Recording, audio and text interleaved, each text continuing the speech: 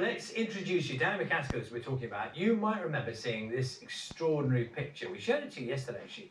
It's stunt cyclist Danny MacAskill, and he's riding down a rocky ridge. Now, I'm not sure if I'm going to get the name right. It's Slabs on the Isle of Skye. I think it is, the Slabs. Okay, amazing picture there. I assume either just about to or mid-progress down. Well, the dramatic video showing Danny's descent has had nearly 1 million views online in only a couple of days. Have a look at it.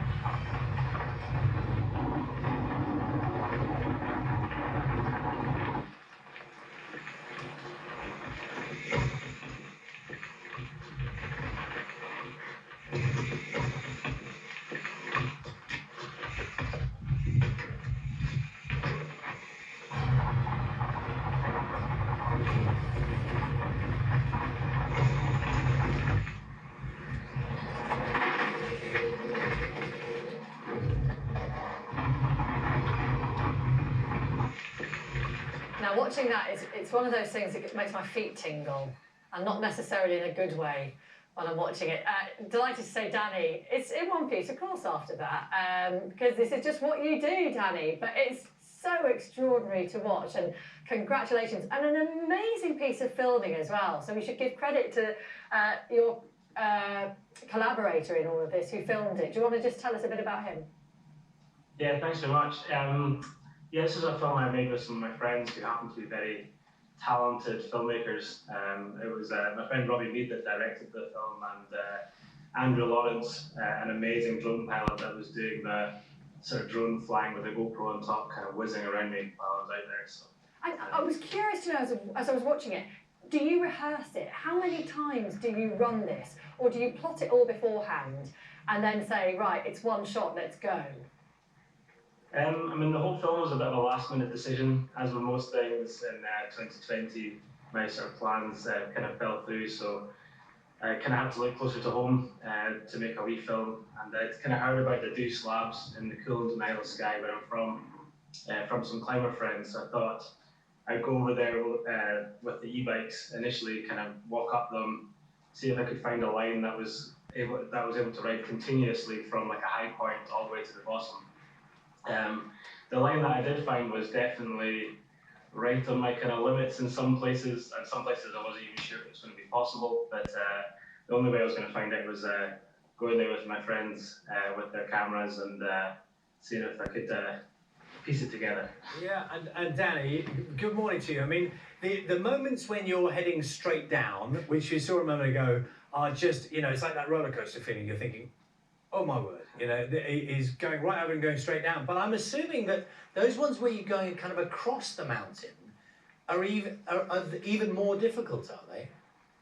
That's right. I mean, the sort of crux, as you call it, in climbing up the whole route was definitely this bottom slab, which is about 200 feet high, and it sits around about 60 degrees, 50 to 60 degrees in places. So it was incredibly exposed with no features for me to kind of aim for, no little cracks kind of running across the slab for me to kind of aim for. So yeah, doing that part was quite exhilarating, I would say. You know, it was a real sort of feeling of, I don't know how to, like exposure, but also just a cool feeling knowing that I was out there kind of doing it and kind of believing in my own confidence, and importantly my tyres and brakes as well. They were definitely getting pushed right to the very limit on that one. Do you get scared? Yeah, fear is like a big part of what I do. Up on the slabs, it's definitely a very sort of calculated risk. To be honest, because I can see it the whole time, I'm able to constantly have vision on what I'm up to. I find it easier to deal with heights and just sort of follow through with my plan. It's when I'm doing tricks at lower levels that I get more fear, where it's a bit more fear of the unknown and how heavy the landing's going to be, or whether I'm going to be able to do that kind of front flip or back flip correctly off the lip. But up on the slabs, it was just kind of just concentration really, and making sure that the bike was always completely in control.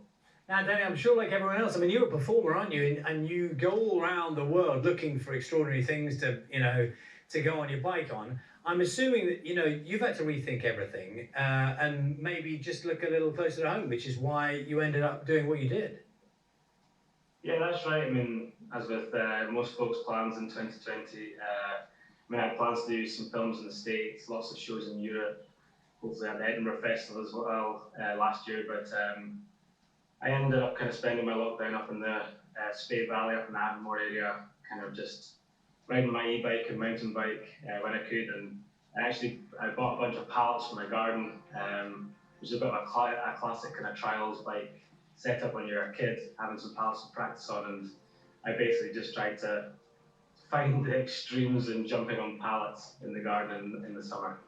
I tell you what, and as you're talking, Danny, we're just seeing some more of the stunts you've done, in slightly less dramatic surroundings, nonetheless incredible. Do you spend your whole life kind of looking at things, I don't know, buildings, steps like these ones here, and just going, I wonder what I could do there?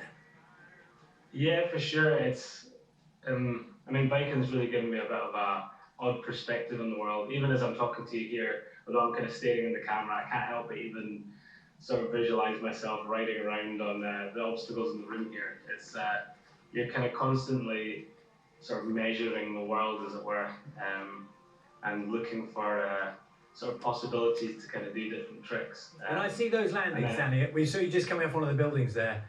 All I'm thinking is knees. Oh, the knees! How are the knees? Knees are doing pretty good. I broke my kneecap actually in 2017, so the left leg's seen a bit of action. It's had a few different operations on it, but generally I still feel pretty fresh. I'm 35. I was 35 last year, and I don't know. I remember looking at my heroes who were at 35, thinking, my goodness, I hope I can still be doing what they're doing at their age. So I still feel fresh as ever, and hopefully I can do it for many more years to come. Did I hear you say e-bike? Do you use electric bikes then?